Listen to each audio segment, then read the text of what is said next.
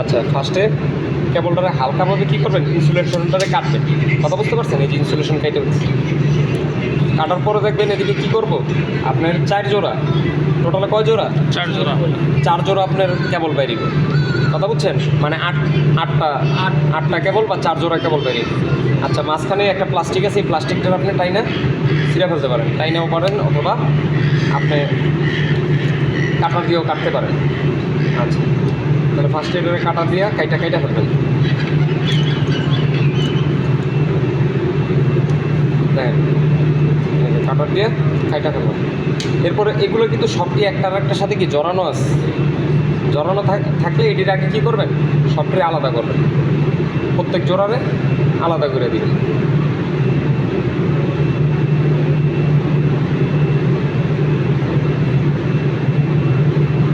এভাবে প্রত্যেকটা জোড়ারে আলাদা করবেন। আচ্ছা, এখন মনে করেন এই যে জোড়াগুলো আলাদা করলাম, আলাদা করার পর এটির তো আমার একটা সিরিয়ালে সাজাইতে হইব। আমরা যখন কেবলের ভিতরে আর যে 4-5 লাগাই,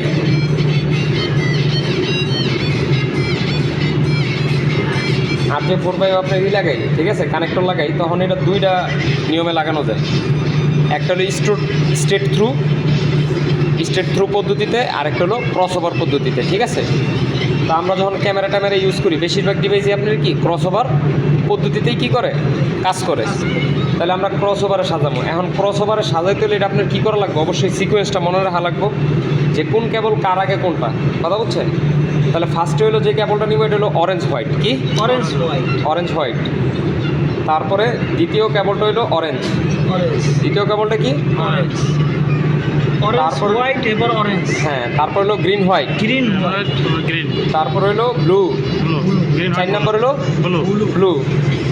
5 নম্বর হলো ব্লু হোয়াইট। 6 নম্বর হলো গ্রিন। 7 নম্বর হলো ব্রাউন হোয়াইট। আর 8 নম্বর হলো ব্রাউন। কথা বুঝতে পারছেন?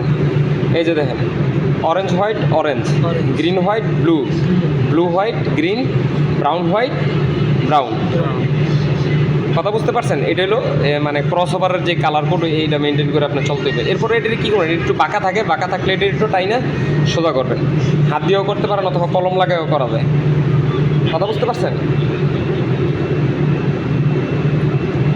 আচ্ছা, দেন মোটামুটি সোজা হয়েছে, মোটামুটি কেবলগুলো এখন সোজা হয়ে গেছে, সিরিয়ালি সোজা হয়েছে।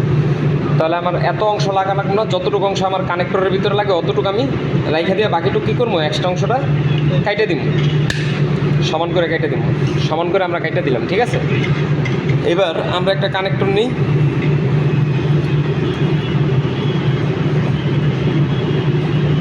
এই যে এটা হলো RJ45 কানেক্টর, ঠিক আছে।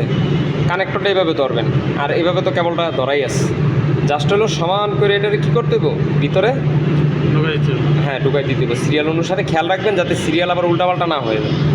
তাই ভালো মতো ঢুকাইয়া এটারে ভালো মতো প্রেস করা লাগবে, চাপতেও লাগবে, যাতে এই প্রত্যেকটা তারের মাথা এই কানেক্টরের শেষ প্রান্তে চলে আসে, ঠিক আছে। ভালো মতো এটা খেয়াল করবেন, দেখবেন যে প্রত্যেকটা তারের মাথা কী করছে, শেষ প্রান্তে আসছে।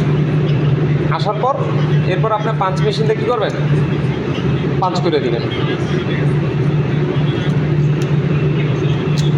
এই তো আমরা পাঞ্চ করে নিলাম। এখন দেন আমার কানেক্টরটা কিন্তু লাগানো হয়ে গেছে, ঠিক আছে।